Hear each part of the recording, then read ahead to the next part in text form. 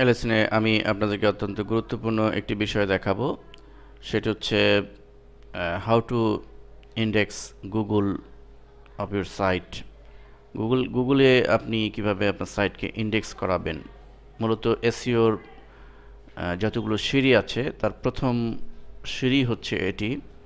অর্থাৎ আপনার সাইটকে এক তো হলো যে কোনো কিওয়ার্ড দিয়ে সার্চ দিলে আপনার সাইট টপে আসা, এটি একটি বিষয়। এটার জন্য বিভিন্ন টেকনোলজি, বিভিন্ন মেথড রয়েছে।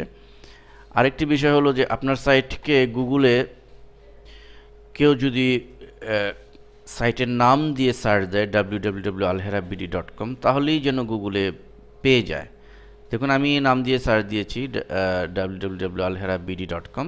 অলরেডি আমার সাইট টিউটোরিয়াল ব্লগ, দেখুন আমার সাইটে সব ইনফরমেশন। তো অ্যাকচুয়ালি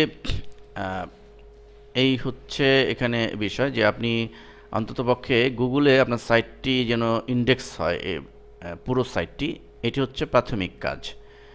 তো এরপরে আপনার এসইওর অন্যান্য যে স্টেপগুলো আছে সেগুলো আপনাকে ইমপ্লিমেন্ট করতে হবে। তাহলে আসুন আমরা দেখি যে কিভাবে গুগলে আপনার সাইটকে ইন্ডেক্স করতে পারেন।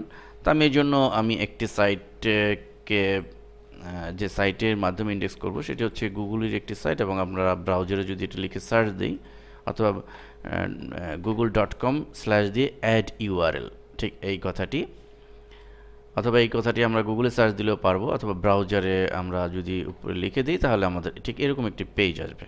তো এখানে add your URL to Google, তো আমরা ইউআরএল দিব এখানে।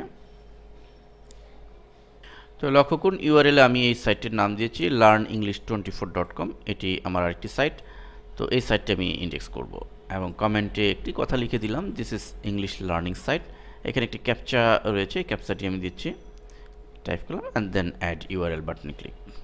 তো অলরেডি সাইটটি সাকসেসফুলি সাবমিটেড হয়েছে। এখন গুগল বলছে যে এটি সে রিভিউ করবে, তার গুগল আমার সাইটটিকে রিভিউ করে ইন্ডেক্স করে নেবে।